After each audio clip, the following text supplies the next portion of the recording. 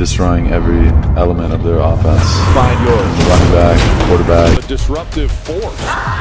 All that matters is today. Stay present, man. 3.5 hours. Today, I'm always making sure, like, this is my money down. I know I got to get home. I take a lot of pride in it, and it starts in practice and training and everything. It's a direct reflection of what happens on Sundays. The Raiders just made history, and so did Maxx Crosby.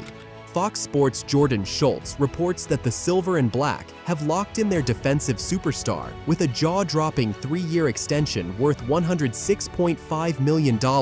Even more staggering, $91.5 million guaranteed. That's an average of $35.5 million every single season, a number so big it makes Crosby the highest-paid non-quarterback in NFL history. From a mid-round draft pick fighting for a roster spot, to the face of the Raiders' defense, to now rewriting the record books, Crosby's journey has been nothing short of legendary. And with this deal, the Raiders are sending one clear message: Maxx Crosby isn't just their cornerstone, he's their future. He became the player quarterback's dread, the man defenses build around, and the voice in the locker room that sets standards by example rather than by decree. At just 17 years old, he got his very first tattoo, his last name, and the year he was born, etched onto his wrist. And yes, he admits he pulled it off by borrowing his brother's ID. Over the years, Crosby's body has become a canvas of meaning, from deeply personal messages to iconic sports figures. He's the first to admit his early ink may have been terrible. Start with the obvious. Crosby did not come out of a blue blood program. He earned every inch. Eastern Michigan taught him two things that matter in the NFL: how to grind and how to take film seriously. Those small, often invisible choices are where larger careers are forged. Coaches noticed his motor, an energy that didn't switch off after the whistle. Teammates noticed his intensity. He attacked the practice field like it was game day. Opponents learned quickly that effort is contagious. That underdog origin gives his story texture. It's not the kind of polish you can manufacture at the combine. It's the kind of habit you build in the dark. The first few seasons for Crosby looked like steady escalation rather than a flash of genius. He didn't explode overnight, he built. You can point to a sack here or a strip sack there, but the real story is consistency. He turned hustle into pressure and pressure into turnovers. Offensive lines learned that letting Crosby get a free run at the quarterback meant courting disaster. He creates collapse with follow-up forces. He doesn't live off single highlight plays. The tape shows him peppering quarterbacks until the pocket no longer feels like a safe place to sit. That steady pressure changes play calling and forces quarterbacks to make decisions earlier than they want to. What makes Crosby different is a mixture of traits that don't often show up together: relentless effort, refined technique, and a play IQ that's grown every season. Early on, he was largely a motor and bend player. He could curve around tackles and finish. Over time, he added counters. You'll see a smooth rip move that defeats a tackle's hand placement, a quick club that neutralizes a tight end chip, and a dip step that creates separation at the snap. Those technical gains are why he's more than a high-energy athlete. They make him reliable. Instead of launching himself at blocks and hoping for outcomes, he manipulates angles and timing until the clean play reveals itself. If you want to understand the strategic value, watch how offenses respond to him.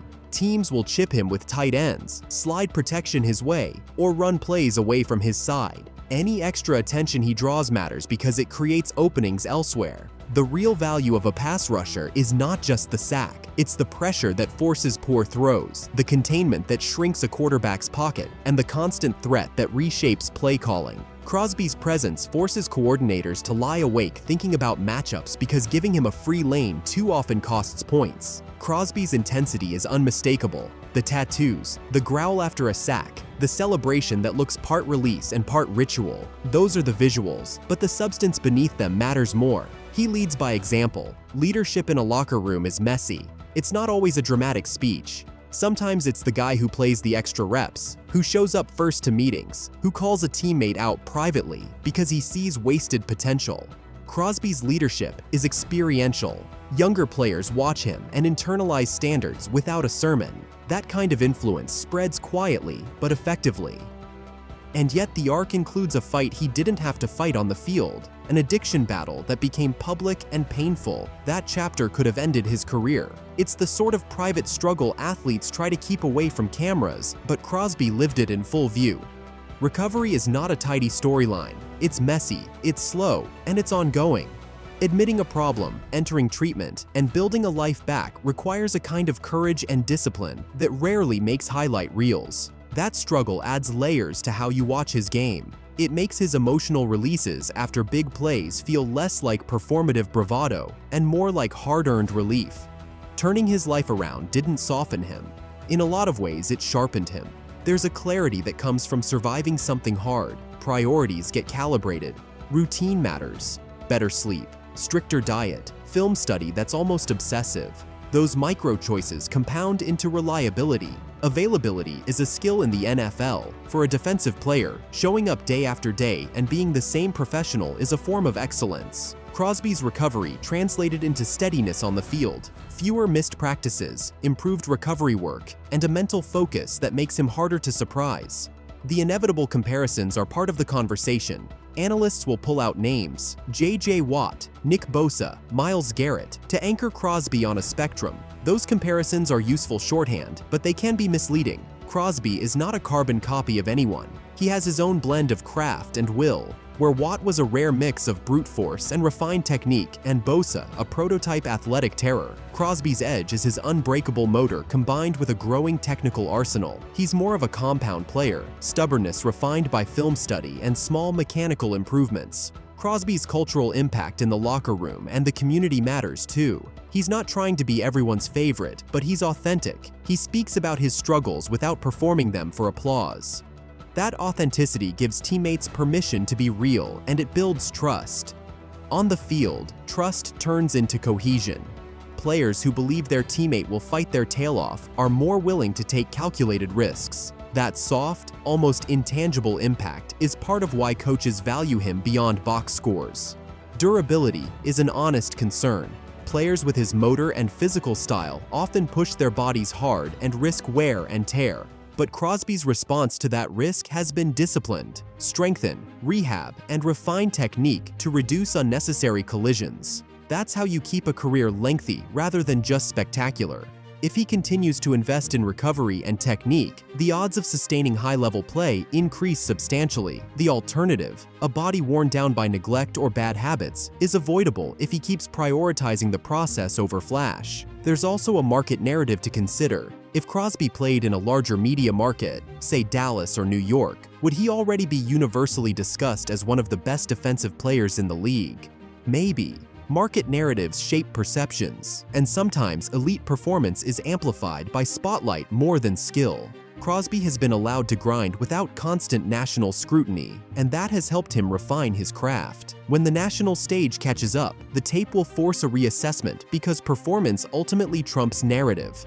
Dig into the film, and you'll notice how Crosby uses leverage differently than many edge players. Instead of relying on size or a single explosive move, he studies tendencies. Which tackle stands tall? Which lineman overuses power? Which tight end bites on an inside move? He exploits those tendencies with small adjustments, an extra step, a feint with his shoulders, a subtle change in where he attacks the shoulder. Those micro-actions split blocks or force the tackle to hesitate for a fraction of a second, and that hesitation is enough for a quarterback to feel pressure and make a rushed decision.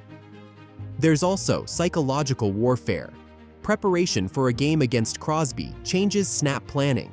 Coordinators will concede certain blitzes or press protections because Crosby's presence makes the alternative worse, beyond his personal stat line.